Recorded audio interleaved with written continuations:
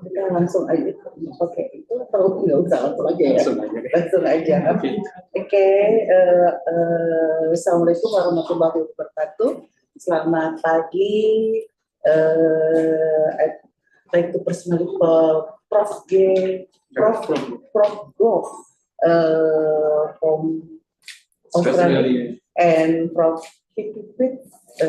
From Thailand. Okay. And our speaker in Darmais, Dr. Rio and Dr.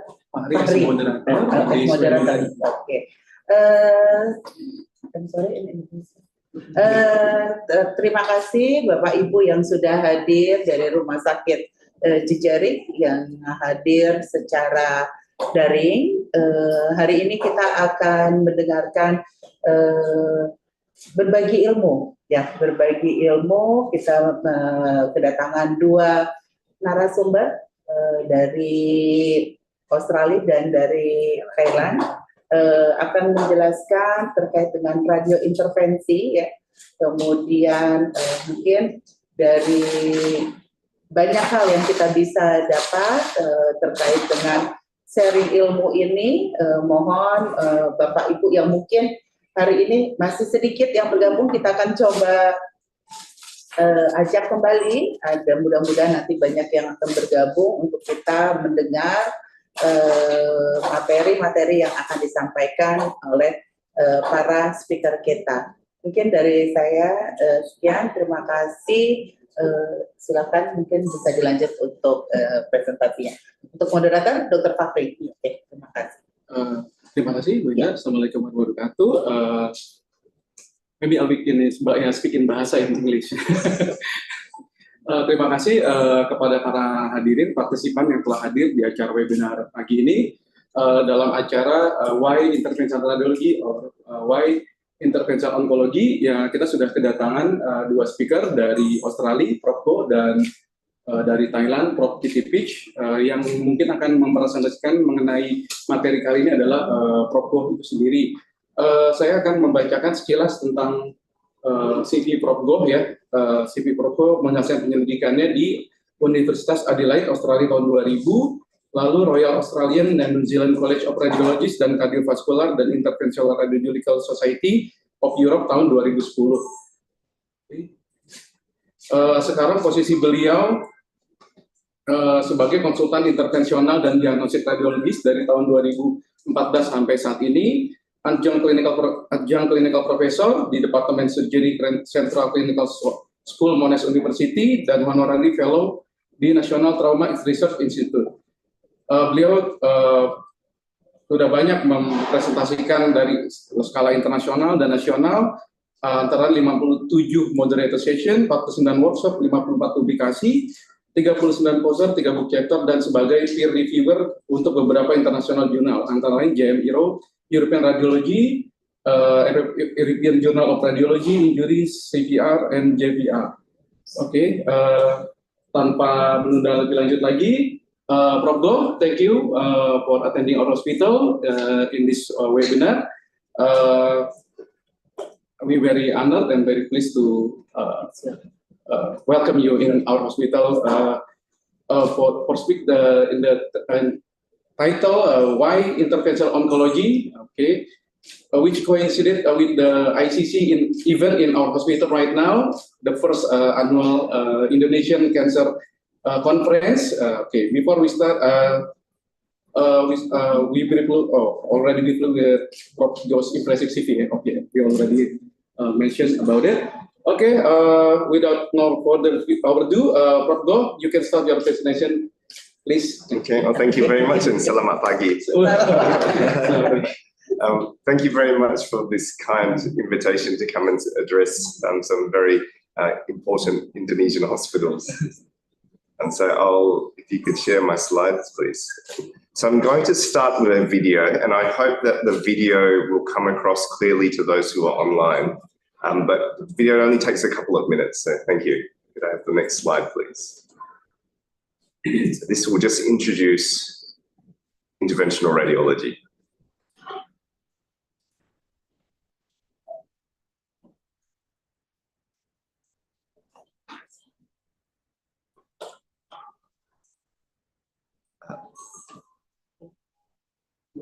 That's unavailable. That's all right. I think it's a different version of PowerPoint. That's okay. We'll move forward. So could I have the next slide, please? Next one. So we have quite a few radiologists in the audience, but we also have quite a few non-radiologists. So I just thought I'd give you a little bit of a landscape of the history of interventional radiology. And so X-rays were first discovered in 1895 in Germany, and it was by this person called Dr. Wilhelm Conrad Röntgen. And he was experimenting with vacuum tubes, and the story goes is that he had the lights off in his lab, and when he energized an X-ray tube, even though it was covered with black paper, it started glowing green. And so he thought, well, these are these new energy particles. I don't know what they're called. I'll call them an X-ray. Next slide, please.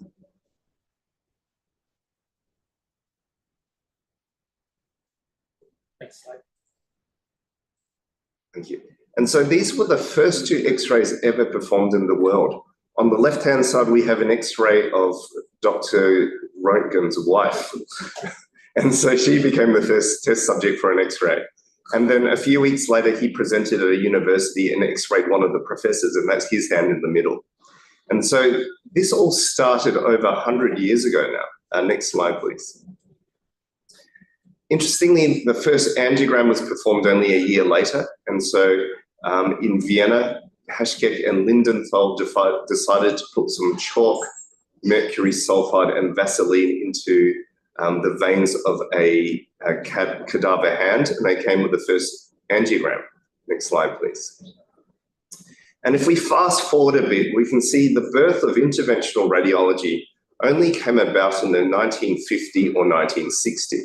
And so it came with these two gentlemen, this Seldinger, who invented the technique of using a hollow needle and then placing a wire through that into the blood vessels to gain access. And it was in 1963 that we saw an American doctor called Dr. Charles Dotter perform the world's first angioplasty by dilating up a blood vessel. And so the reason why I'm going through the history is that the birth of interventional radiology was only about 60 or 70 years ago. So we're a very young profession. And next slide, please. The other thing about interventional radiology is it's very technologically based. As we know, in the last 60 years, we've had the development of so much technology. And so interventional radiology has really progressed in leaps and bounds. We're now able to perform complex vascular and endovascular procedures, as well as lots of complex percutaneous procedures. And really, for a specialty that's only 50 or 60 years old, we've progressed so much. Next slide, please. And if we think about how medicine has evolved, we know that there have been lots of advances in minimally invasive techniques. Things such as laparoscopic surgery versus open surgery, or knee arthroscopy versus open joint surgery, coronary angioplasty versus stenting, and versus bypass. And so it makes sense that as we are able to treat patients and give them more minimally invasive technologies, the outcomes, recovery and morbidity drops quite significantly. And we see this across medicine. Next slide, please. And so this is a chart from the World Health Organization that paints the population of Indonesia. And so we know that there's a population of around 250 or 260 million people in Indonesia. And on the top right, we see a distribution of the age from the year 2000 until the year 2020. And what we're seeing is that we're seeing an increase in the population of Indonesia, particularly in the older generation of people. So we are getting a much older generation of people coming through. What that means is that the incidence of chronic disease and cancer is rapidly increasing, and we will see this increase over the next 5-10 years. And in fact, if you look at the bottom right, if we look at the number of causes of cancers, we're seeing that there are lots of different cancers, such as breast cancer being the most common and uterus cancer. But then when you look at cancers that occur in both males and females, we see very common things such as lung, colorectal, liver, and a whole myriad of lots of other cancers.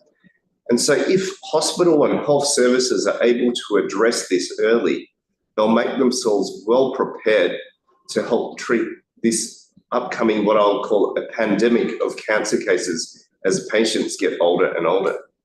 Next slide, please. And so interventional oncology is probably what we call the youngest and fastest growing of interventional radiology. Remember, interventional radiology is only about 60 years old, and look how far we've come. Interventional oncology is one of the newest subspecialties. And in fact, interventional oncology has been recognized as a separate area of interventional radiology by the European Society of Interventional Radiology. In fact, we are now seeing lots of dedicated research within cancer care. We're seeing lots of dedicated presentations and education symposiums. We're seeing even accreditation of cancer centers coming out of Europe. And really, when we know that we have such an aging population, it's no longer just straightforward things such as chemotherapy and surgery. We have to be able to offer precise and accurate diagnosis, but also multiple different treatment modalities to tailor healthcare towards the individual.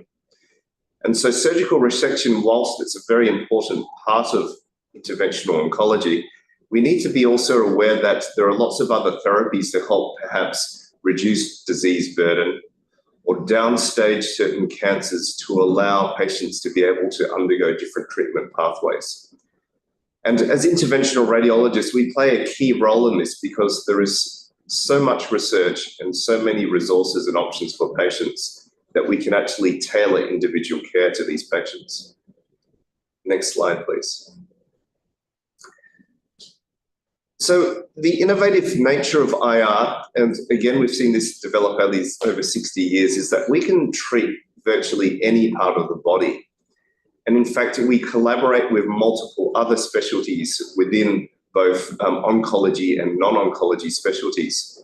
And we were able to offer precise, high technology, and also the latest procedures to a lot of patients to help improve outcomes. And as technology continues to develop so quickly, we are also developing at such a rapid pace. Next slide, please. So this is just an example of some of the procedures that interventional radiologists perform. And it's quite a long list, as you can see, and it involves all parts of the body. And so it really just shows how important interventional radiology is in part of integrated healthcare in supporting other clinical units. Next slide, please. Even within interventional radiology, on the left-hand side, I've just listed some of the recent developments that are rapidly growing.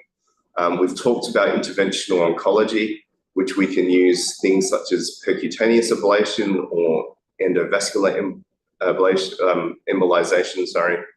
We know that stroke thrombectomy has become hugely popular just over the last 5 to 8 years or so. But there are so many new conditions that offer some promising results.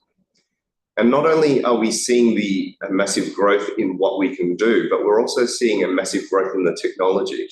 On the right is just a few examples of some technologies that have been developed in the last 5 to 10 years. And again, that is also rapidly growing. Next slide, please. So the question is, where does interventional radiology and interventional oncology fit into a modern healthcare system? And so I think that it's important that interventional radiology really does have a role in modern healthcare, because we help to not only treat patients ourselves, but we help to facilitate other specialties to perform what they do best.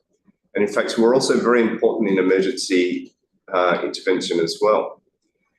And the reason why interventional radiology is not quite as well known in a lot of different places is that quite often our role is quite often misunderstood.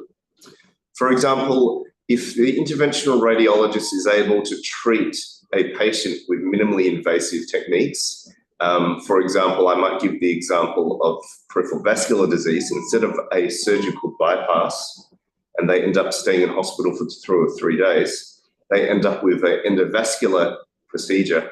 Quite often the healthcare cost savings are reflected in the other department's budget. And so a lot of healthcare providers need to realize that if you facilitate budget within interventional radiology, we are giving you cost savings across all different specialties. Next slide, please. And I won't spend too much time on this, but this gives you an example of the kind of important procedures we perform, such as an emergency specialty. We can treat urgent GI bleeding, hemorrhage, we can drain abscesses, treat sepsis. Next slide, please. We help enable other units to do the job, such as the oncologist. We place venous access to allow oncologists to perform chemotherapy. And we also can downstage some tumors to allow surgical resection. Next slide, please. And in fact, in many countries around the world, IRs can now take direct referrals for a number of different procedures, such as what I've listed.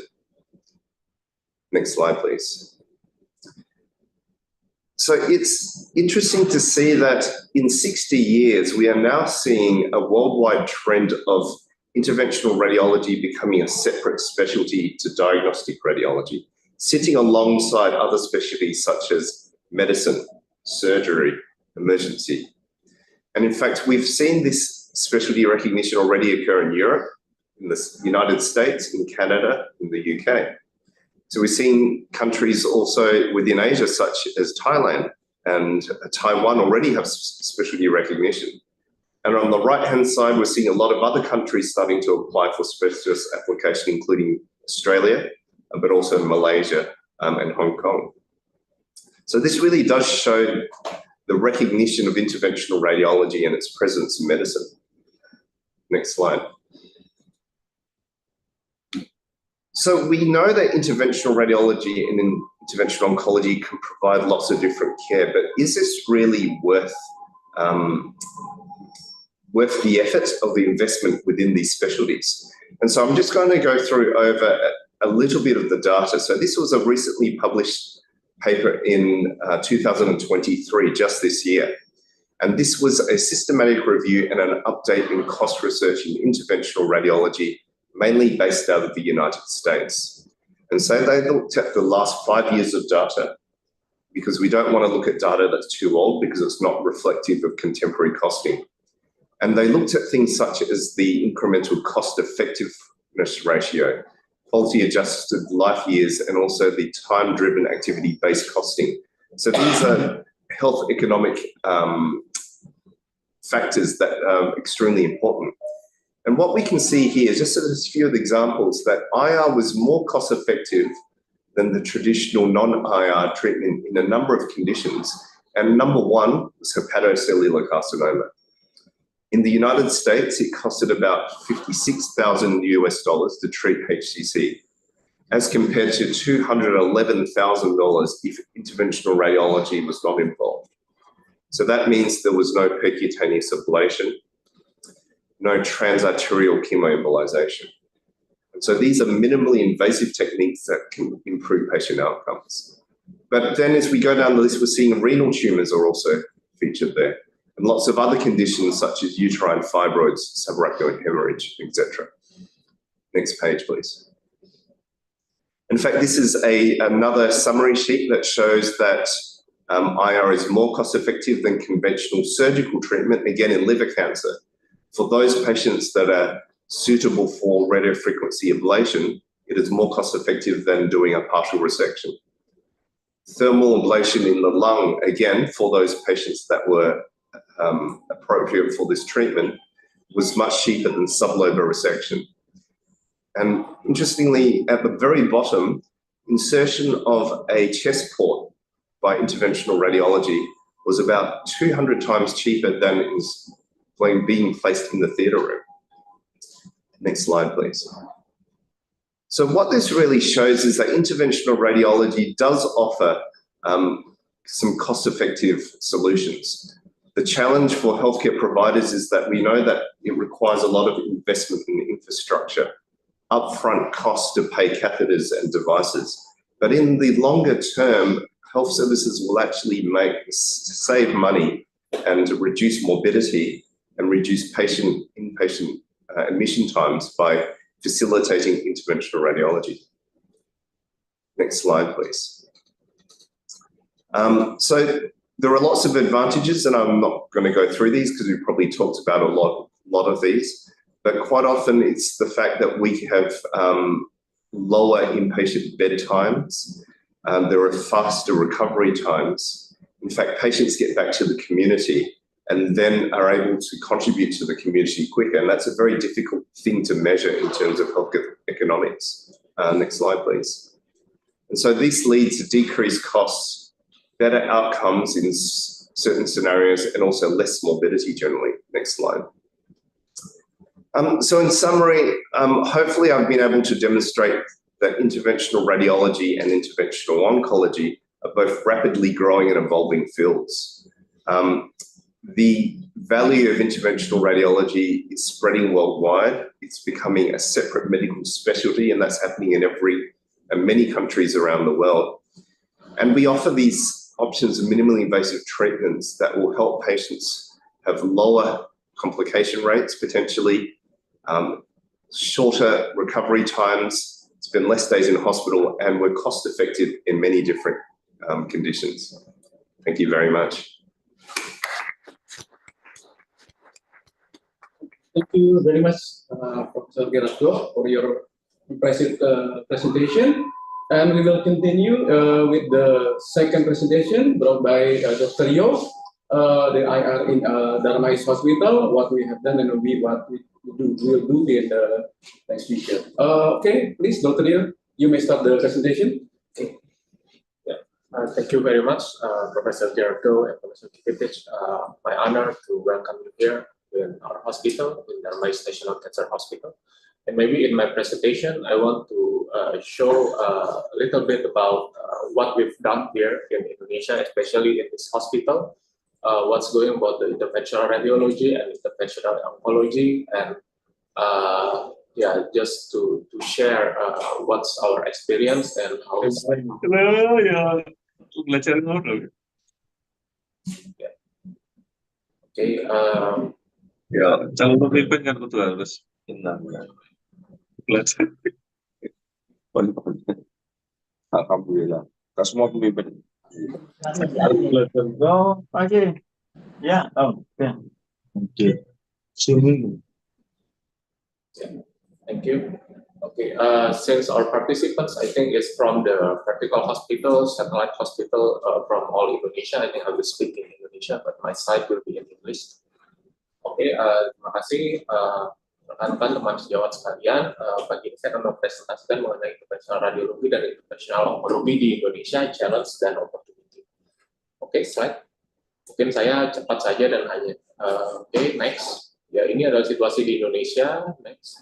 Ya, kita adalah negara kepulauan with more than 17,000 island dan hanya 118 konsultan sampai saat ini. Jadi perbandingannya sebelumnya.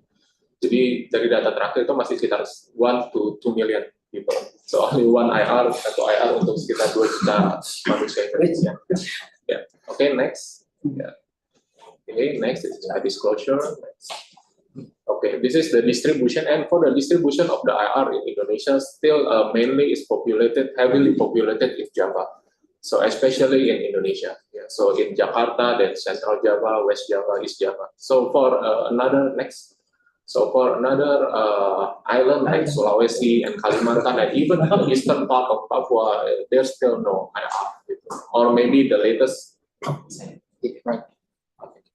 yeah, or maybe the latest is we graduate 1 or 2 IR that can work there. But still we have a lot more to cover. Yeah, we still have to produce more. Okay, so this is ini adalah prosedur intervensi onkologi yang biasa dikerjakan atau skop yang biasa bisa dikerjakan. Jadi sebetulnya mencakup seperti disebutkan oleh Prof. Go tadi, bisa mencakup berbagai organ, mulai dari liver, head and neck, urologi, bone tumor, pulmonologi, ginekologi, vaskular, dan lain-lain. Jadi sebetulnya interventional onkologi ini bisa berperan di berbagai organ, sesuai dengan indikasi dan sesuai dengan penempatan atau kolaborasi yang bisa dilakukan bersama dengan klinisi dalam atau DPJP terkait sesuai dengan bidang organ masing-masing. Di Darmais sendiri kami mulai pada tahun 2017 dan kami terus berdiskusi secara multidisiplin dan dengan tim. Saat ini mungkin sekitar 25-40 prosedur per bulan dengan lebih dari 1.000 prosedur sudah dilakukan. Ini kita mulai dari, saya mungkin hanya akan men-showcase beberapa contoh kasus yang sudah kami kerjakan di Darmais. Jadi untuk HCC kami bisa mengerjakan C-Test, T-Test, untuk COVID-19 saat ini mungkin belum karena cost dan juga dari logistik. Tetapi untuk C-Test ini sendiri sebetulnya adalah kita melakukan kemoembolisasi, jadi kita akan melakukan akses kateter sedekat mungkin dengan pembuluh darah tumor yang berada di liver. Lalu setelah kami bisa mengakses secara super selektif dari tumor tersebut, kami akan memasukkan obat kemoterapi dan melakukan embolisasi atau penyumbatan pembuluh darah. Dengan harapan tumor tersebut menjadi iskemik dan kemudian nekrosis semakin lama semakin mengecil, sehingga yang tadinya tidak bisa dioperasi menjadi bisa dioperasi atau menjadi bisa diablasi. Ini adalah guideline yang kami pakai, yaitu BCLC. Tes ini indikasi utamanya untuk BCLC B, walaupun bisa juga dikerjakan untuk BCLC A atau C sesuai dengan indikasi. Ini adalah contohnya, jadi suatu tumor di liver, lobus kanan, kita bisa melihat yang gambaran hitam tersebut adalah tumornya. Ini adalah contoh kasusnya dari angiografi, kita bisa mengakses secara super selektif, dan kemudian kami memasukkan obat di situ, biasanya adalah kemoterapi, doxorubicin dicampur dengan thiodol atau dengan agen embolisasi yang lain, sehingga mencapai retensi daripada tumor.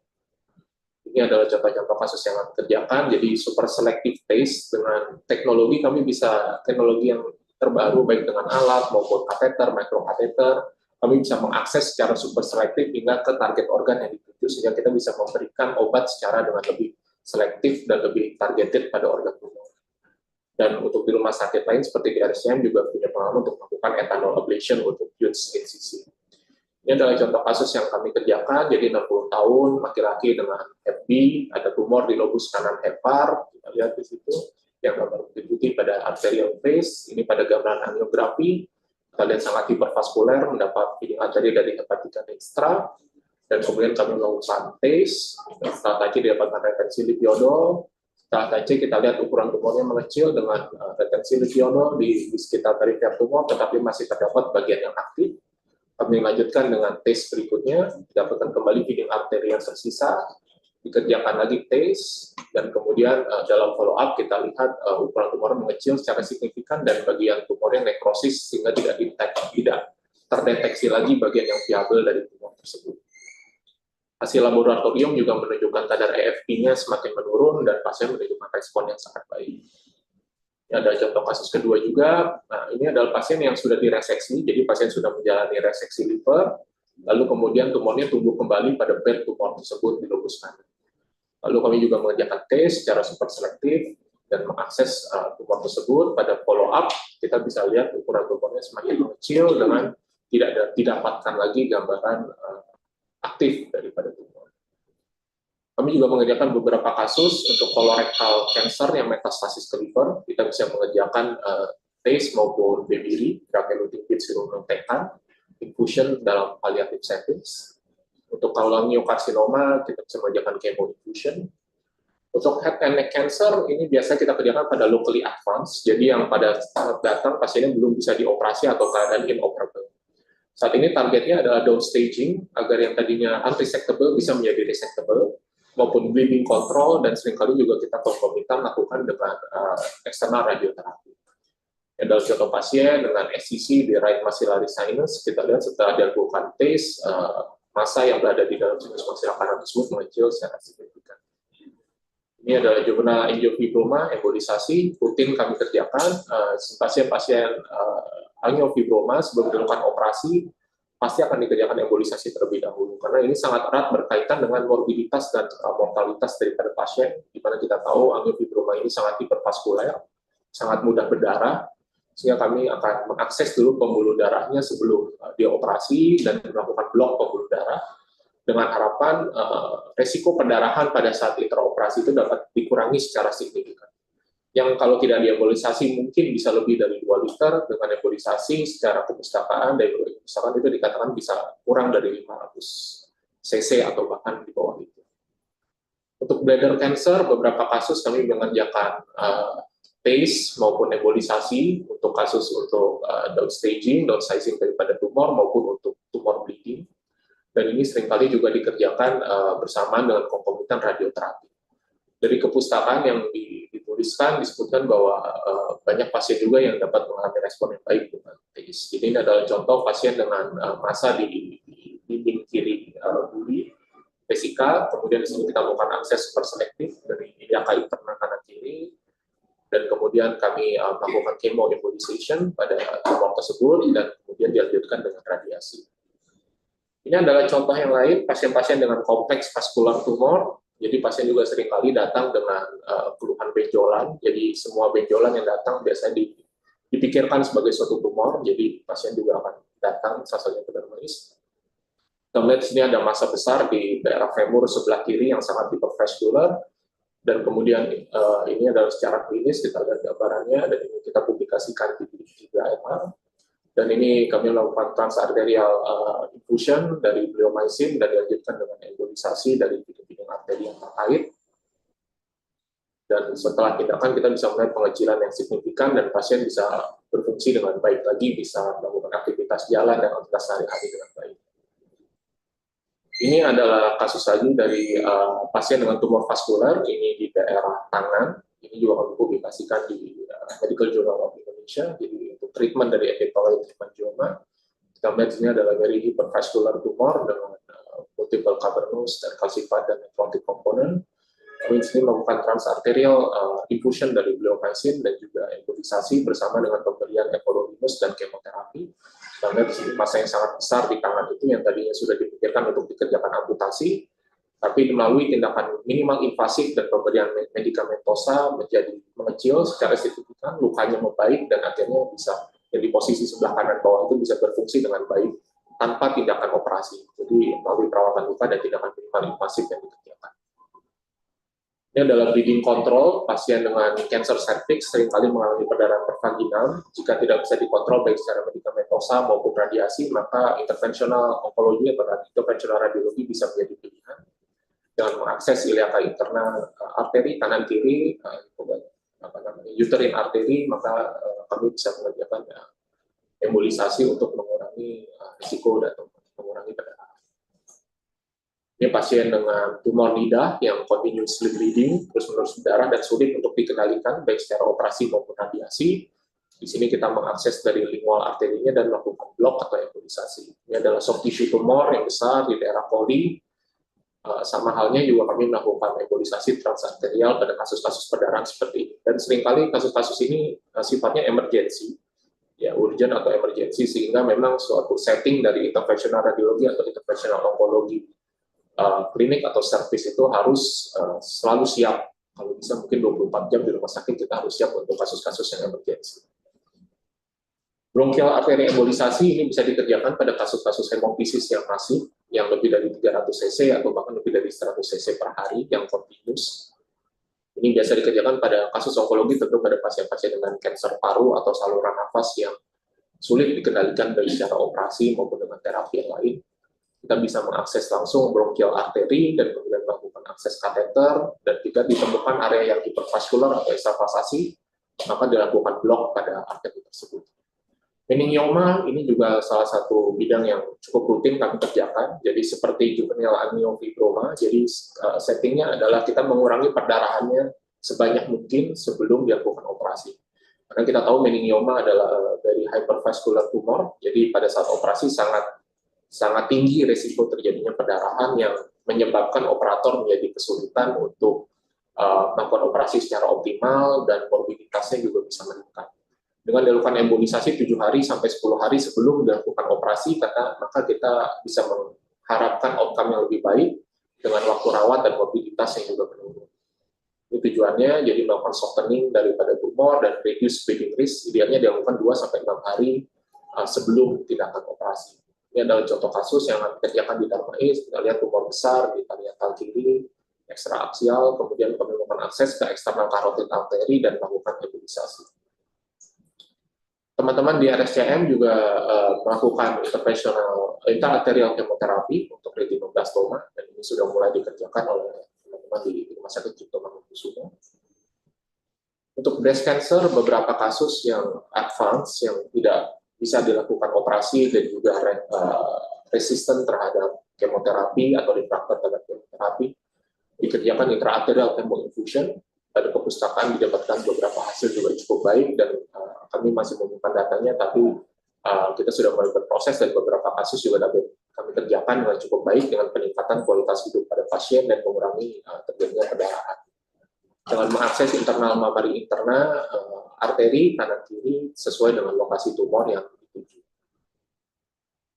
Dan ini contoh beberapa tindakan lain yang juga bisa dikerjakan oleh interventional radiologi atau interventional onkologi. Contohnya adalah percutaneous core needle biopsy, kemudian percutaneous skleroterapi, terutama pada kasus-kasus malformasi vaskular, dan juga termasuk tindakan-tindakan percutaneous yang lain seperti pemasangan tube dan lain sebagainya. PPBD, mungkin di sini juga banyak bekerjasama dengan hepatologis untuk melakukan drainage. Dan vena cava superior syndrome, kita bisa memulai untuk mengerjakan stenting. Jadi pada kasus-kasus keganasan, kita tahu sering disertai dengan obstruction dari vena cava superior, maka bisa dicoba untuk dilakukan angioplasti, diantaranya adalah stenting. IBC filter untuk pasien-pasien dengan kontraindikasi terhadap antikoagulan, dan pasien dengan DVT, biasanya pasien-pasien kanker yang imobilisasi lama, dan sebagainya. Maka secara super selektif, secara selektif sesuai dengan indikasi, kita bisa memikirkan untuk tindakan IBC filter. Jadi, contohnya setelah dipasang IBC filter, dan biasanya sebelum 1 bulan atau sebelum 2 bulan sudah kita retrack lagi untuk mengurangi terjadinya komplikasi. Dan ini adalah our challenge, jadi still a very small number of IR, as I mentioned before, dan unequal IR and center distribution, belum rata, penyebarannya masih terkonsentrasi di daerah Jawa dan kota-kota besar. Dan ini mungkin nanti bisa dipikirkan untuk mekanisme rujukan atau mekanisme pengampuan dari center-center yang mungkin masih kesulitan untuk mendapatkan ahli-ahli atau dokter-dokter spesialis intervensional onkologi. Prosedur yang relatif masih cukup mahal dengan biaya prosedur, dan limited information to other specialists about IR prosedur, itu yang kami harapkan pada sesi hari ini. Jadi kita dapat mendapatkan pemahaman lebih baik, tentu fokusnya adalah untuk pasien. Bagaimana kita bisa meningkatkan kualitas hidup pasien, meningkatkan kesembuhan pasien, dengan mengurangi morbiditas dan efek samping daripada tindakan-tindakan yang invasif, jika ada opsi untuk melakukan tindakan minimal invasif yang sangat bermanfaat untuk pasien. Dan mungkin share kompetensi ini membutuhkan teamwork yang baik, sehingga kita bisa bersama-sama, fokusnya adalah untuk memajukan layanan di rumah sakit masing-masing dan bekerja sama secara tim.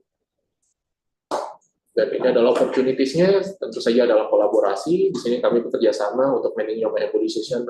We work together with the neurosurgeon also, and with some other things like biopsy dan ablation. Also, we work together with the clinician. And appropriate indication dan pasien seleksi akan benefit untuk pasien dan hospital as a whole. Dan seperti Prof. Muh tadi sampaikan, minimal invasive procedure will shorten length of stay and improve patient's quality. Thank you. Thank you, Dr. Yo, for your presentation. Very good presentation. Okay, we will open the discussion session. If there any participant wants to ask question, please feel free to ask the question.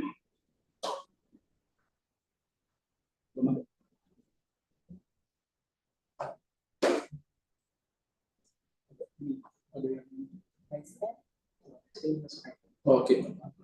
From the participant, if you want to ask the question, you can raise hand. Or from the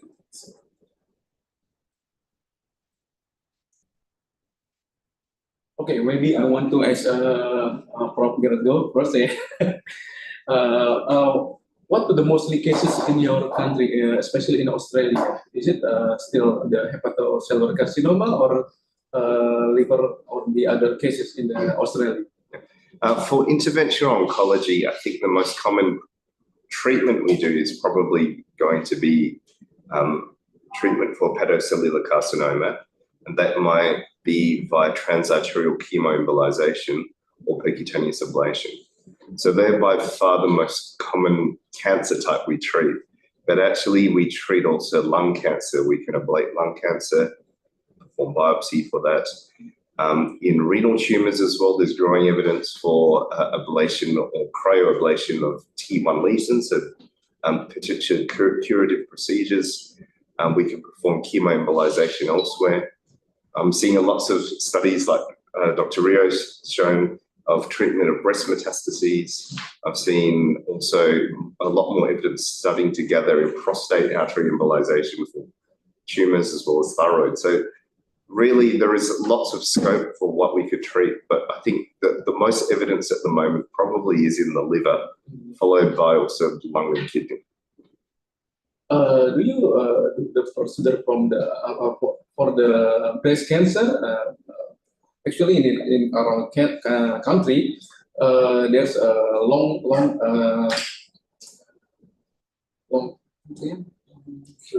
queue for the systemic therapy. Sometimes the patient had metastasis before they had the systemic therapy. Do you, in your country, do you perform tests or infusion chemotherapy for the breast cancer also? So fortunately in Australia, we have quite a good breast service and breast screening, cancer screening program. So we don't perform chemoembolization in the breast at the moment.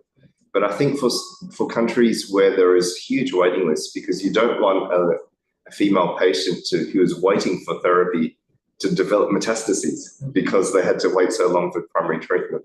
So I think in that kind of scenario, anything that can do to help treat the cancer early is more important than necessarily waiting to get a procedure that has lots of evidence, but then they'll end up having metastatic disease by the time they have the procedure. You mentioned about the prostate artery embolization. What's the most indication for doing the prostate artery embolization in your country? Yeah. In Australia, the most common indication is for benign prostatic hypertrophy, followed by intractable bleeding after from prostatitis, for example, or from partial prostatectomy.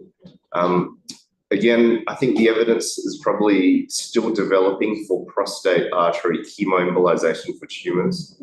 I think that it's an area that I think it will be good for those patients who can't undergo surgery or radiotherapy. But again, I think that's still very early days to recommend chemoembolization for prostate cancer. What the volume, the limit of the volume to do the prostate artery embolization? Is it more than 50 cc or in your country? Yes, so there is no upper limit, so to speak. So we can treat a prostate of any size. As for a lower size, it really depends on what the patient's symptoms are. So if they've got symptoms of what we call lower urinary tract symptoms or retention, the prostate, we can embolize any size really. Obviously, smaller prostates, we need to be a little bit more careful with how we embolize it. Because with our experience, if the volume at more than 50 cc, it's very difficult to find the feeding arteries to the prostate. Okay, maybe Prof. Kitivich, may share your experience in your country, in Thailand, about the carcinoma or oncology cases. Yeah, in Thailand right now, the liver cancer is the #1 ranking of the incidence and also the #1 cancer-related death. So in my opinion, in Thailand, liver cancer is the main treatment right now, and evidence is good evidence for treatment by the IR. So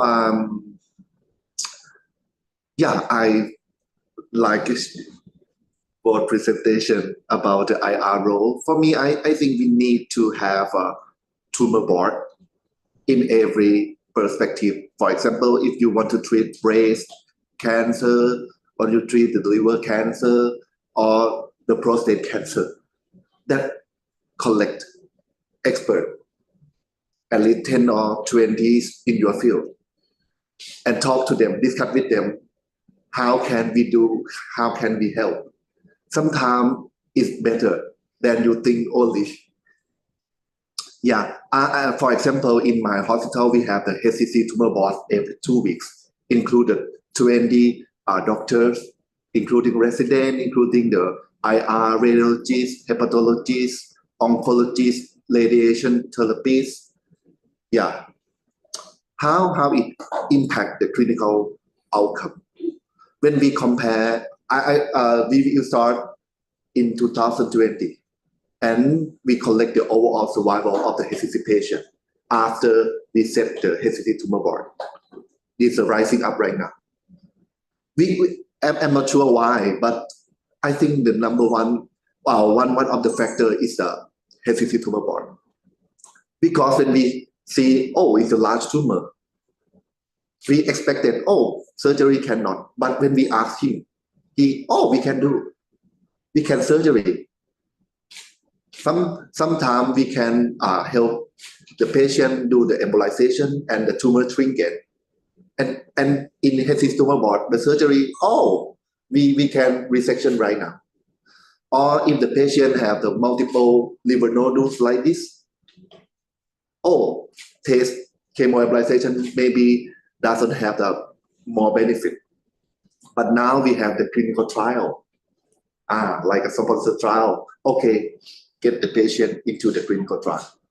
So that's why if we work together and IR, I think the most of IR smile like me and you, yeah, we like your friend, not enemy. So I think if we work together like a team, I think it's a more benefit for the patient. And some data show the study from the USA comparing with you treat the patient following the BCLC staging system, following this system. Another following with the tumor board. Individualization treatment for each patient. The group treatment with the following the tumor board is significantly higher following the staging. That's why we need a tumor board. So I recommend you to set the team. I'm not sure you have it, but every tumor need the tumor board. Okay, I very agree with you. Yeah. Maybe every hospital has tumor board. Yes. For the better outcomes for the patient. Yes. Okay. I want to ask about how about the drug eluting bits in our country is quite expensive. I want to ask about your experience in your country in Thailand and in Australia. Is it the efficacy more better than the conventional taste, or is it quite same, but with the lower side effects?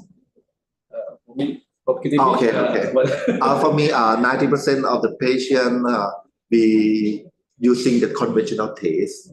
Because depth taste, we have a problem of the reimbursement system and very high cost. Yeah, and now the BCLC staging, the taste is a limited role.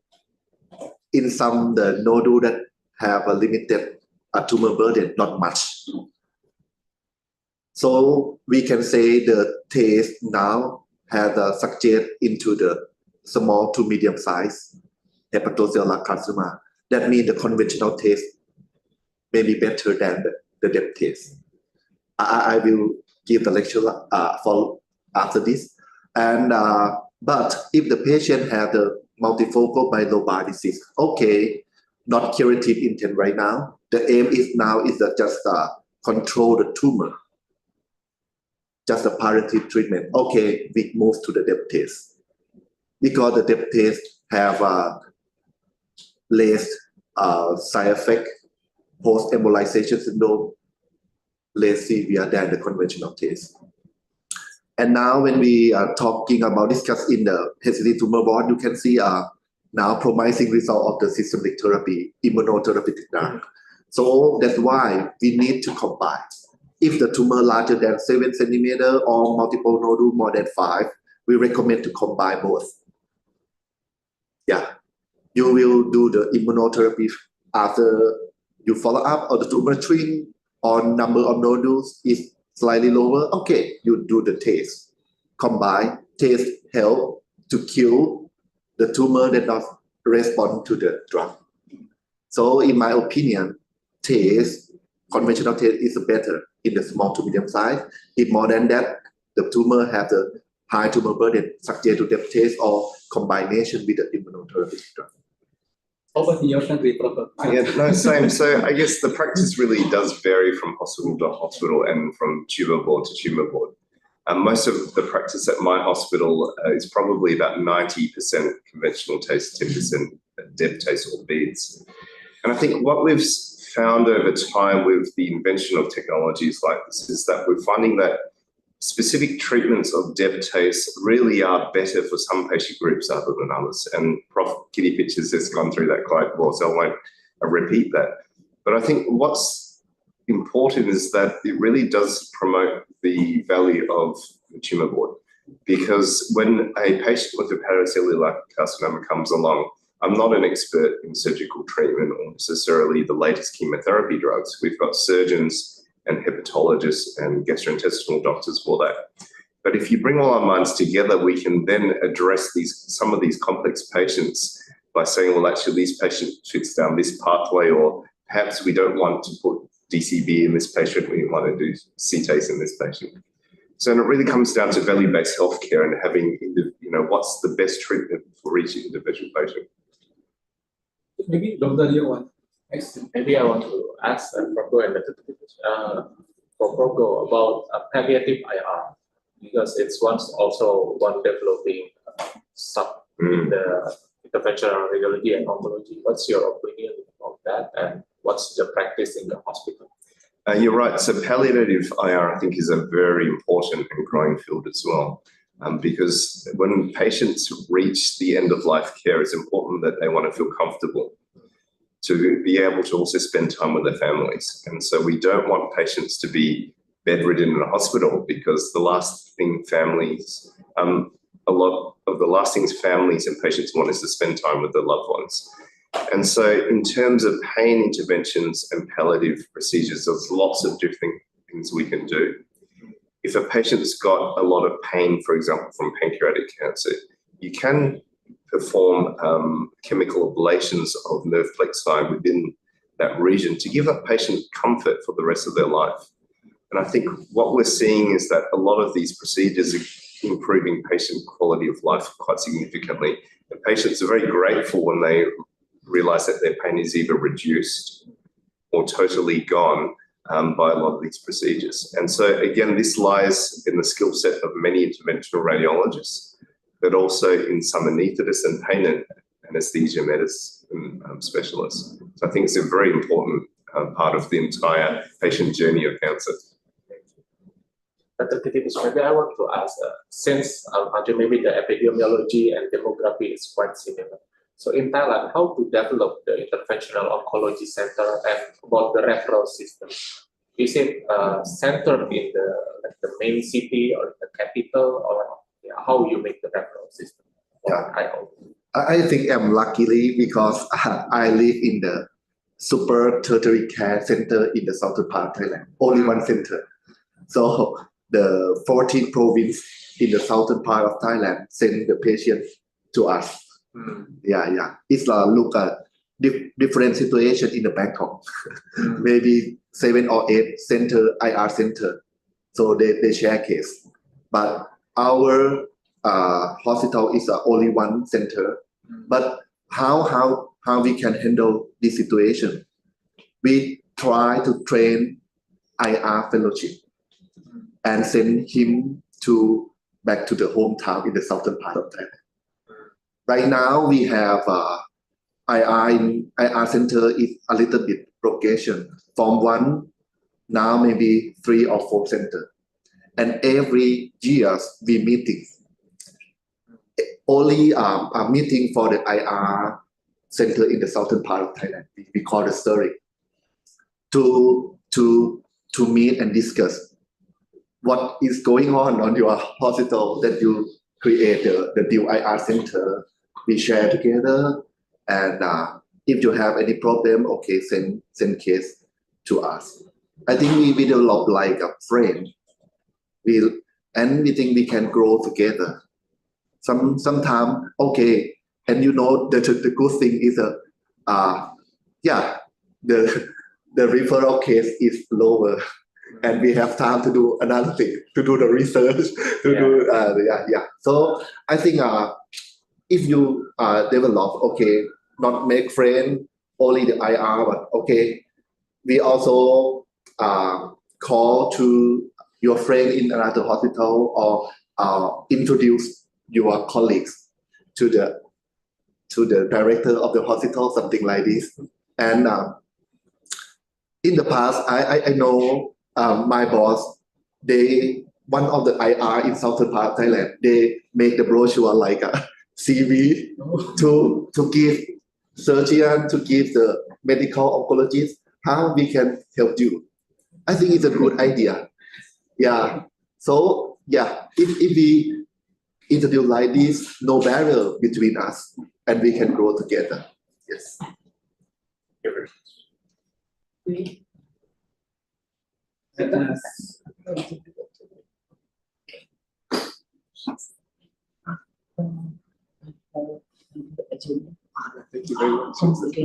you.